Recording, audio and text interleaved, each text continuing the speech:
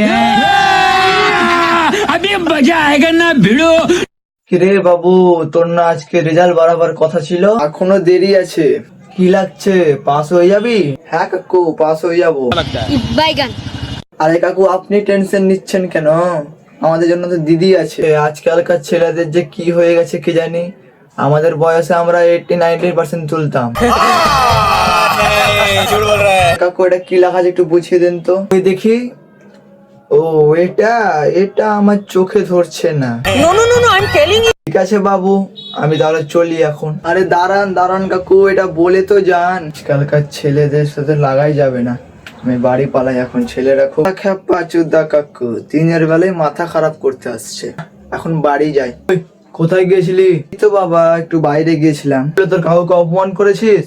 এত সাহস পেলি কোথায়? চুদা কাকু বাড়িতে বলে গেছে। আমি যেটা বললাম সেটা উত্তরটা দে। কি মনে মনে ফুসুর ফুসুর করছে? বাবা, আমার কথাটা তো আগে শোনো। কি বল?